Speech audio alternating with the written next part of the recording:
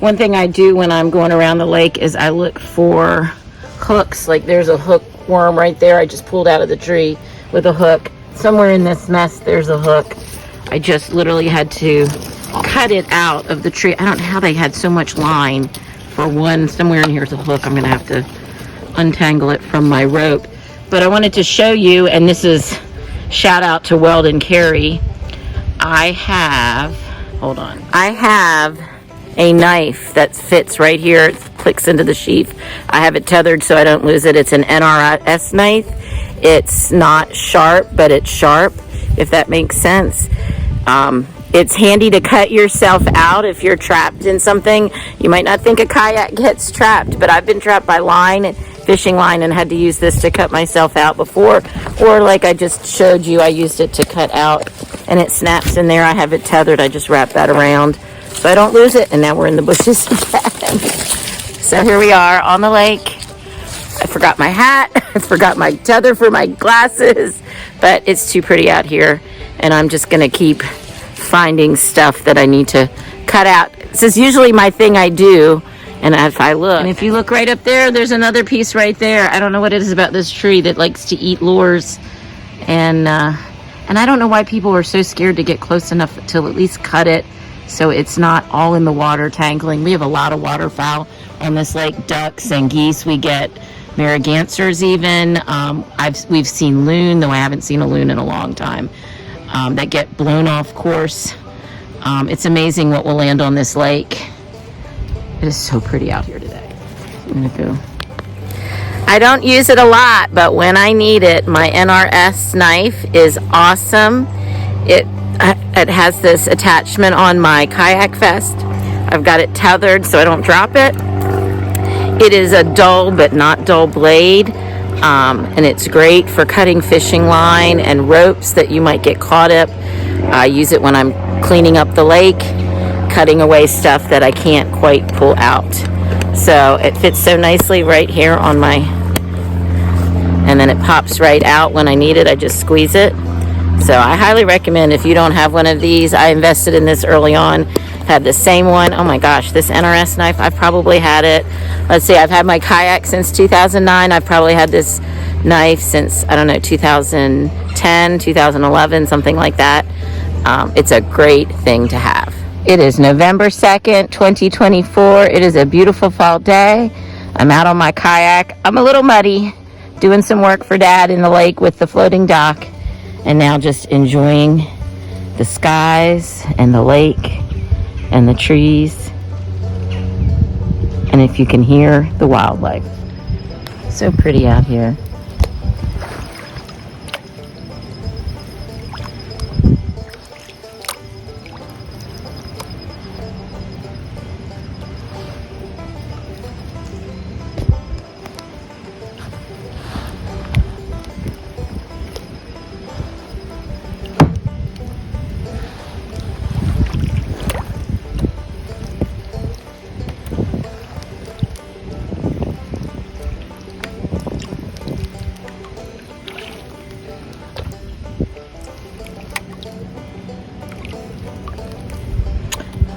Oh, the thing on the front of my kayak under the hold ropes is an emergency. It's actually got a buckle on it that has a whistle. It's got a floating rope in that bag with the handle. I got that in Canada because every boat, even kayaks and canoes, had to have the emergency gear. But I actually also have a whistle on a cord in the pocket of my life vest. If I needed it. It's one of those little ones that has, like, you can put matches in it. It's got a little compass on it. I'm all about safety. And that is the back of Dad's big shed and little shed. They look like one shed, but it's two sheds.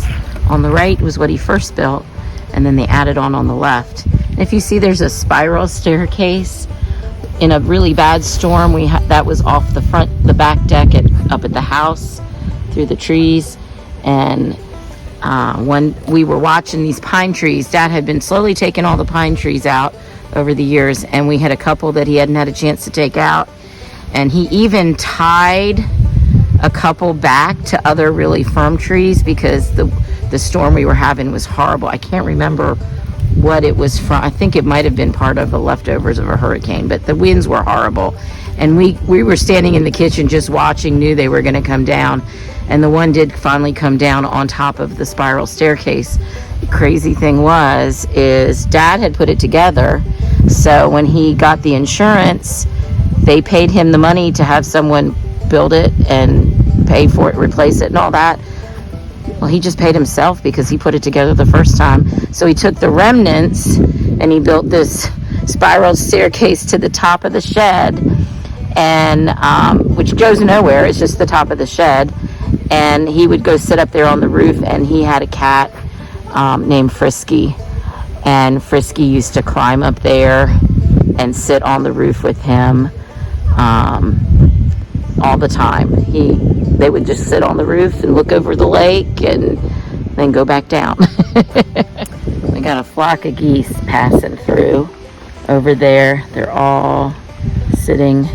When I came in this morning, they were all lined up on that tree that fell in the water. We usually keep the trees. There's a committee called the Dam Committee. And usually they keep the trees out of the water right there. But that one fell literally after they did their every 2-year cleanup of the lake. But all those geese, they come in here all the time. So right there is a canoe, which when we first moved down here, our neighbors owned, but they never used it. So Dad, I think, bought it off of them. He's fixed it and repainted it a couple times. Oh, right here in front of me is the floating island / floating dock I just pulled in, which is one of the reasons I'm so muddy, because I pulled the chain up with the anchor and it was full of mud. Oops, there's Mom coming down. On the other side of the dock, I'll show you in a second. Okay, so this is my 14-foot Starcraft boat that I got for when I was 10. It's on, my name's on there. I used to have a really old Evinrude that was awesome on it. It was a 9, I think it was a 9 Evinrude. Engine my dad had gotten used, and whoops, I'm on the kayak and I'm floating back. And I used to take this into Deer Lake. In fact, we used to throw it up on top of my dad's 21-foot Starcraft. He built a frame, we'd stick it up on there, and for years we took it to Canada. And finally, later on, when it just was too hot to put up on top, I used to rent a boat. This was before I got my kayak. And we'd still take my motor up and put it on there. And I used to go around back into Deer Lake with this. In fact, we used to take the 21-foot Starcraft. I'll insert a picture here.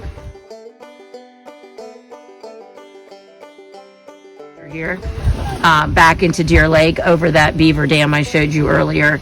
Dad would have the motor out of the water mostly, and we'd be going up there quietly, and he'd gun it and sail over the beaver dam, sometimes break it up a little bit. So just a little story about my adventures. I can't wait because they're actually going to be lowering the dam. The lake is already, it's usually up there and it's down here.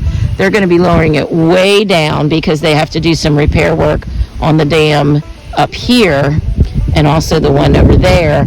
And it's going to be very low, and I'm excited because this, when it dries out, it's going to happen over the winter. I'm going to come out here with my metal detector and walk the shores, see what I can find. I did find right here 2 shotgun shells that go back to the early 1920s. A former neighbor who would be like 93 or 94 if he was still alive remembers hunting as a kid through here before the lake was here, when it was just the creek.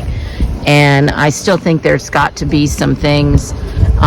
Right down through the middle is where the wagon road went for the farm. One of the wagon roads, there was another one on the other side of our house, on the other side of the house across the street. So these are all the old roads that go back to that 1700s farm that was back there, what I pointed to. So I'm hoping maybe I'll find some stuff in the lake. And here's the front of the shed. So this shed Dad bought when we first moved down here. This one, him and Mom built one year, and it's like a big hug. I have a space on that side. The whole bottom shelf is mine. Dad put down a line. I can't go past the line, or my stuff gets tossed out when he built the shed. So that's where my kayak goes. I'm going to stick it back in the shed now. Forgot to show you. Mine is a native watercraft, but the actual model is a Naturale 12. It's a sit on top fishing kayak. I have a big cooler kind of bag with rod holders that fits right there. There's a little thing right there. I don't really use my seat. Got a rod holder there. Actually had an anchor thing installed, but I don't use it. I kind of just use it right off the side. There's a big hold. I actually have an extra paddle in the hold after a big storm on Camp Spey on Gull Lake one year. I found a kayak paddle, just a cheaper model than mine, floating in the lake. There was no way to know where it came from. I told Ken I had it, and he just said keep it. So I took it apart into 2 pieces. It stays in my hold in case I break my paddle or something happens to it. I got a paddle in the hold of my kayak as an emergency.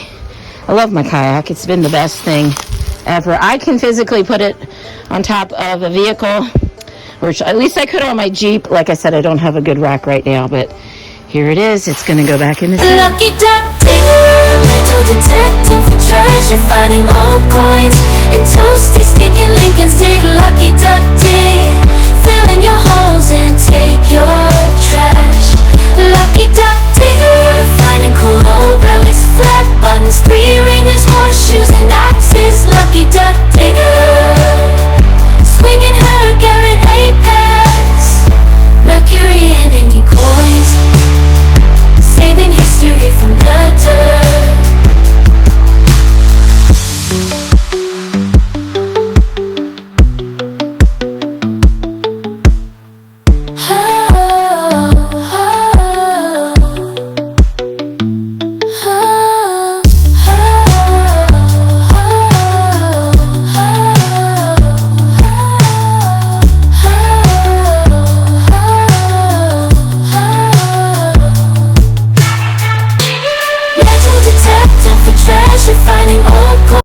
Thanks for watching. Like my video, comment, and share it. And subscribe if you're not already a subscriber. 300th giveaway coming soon.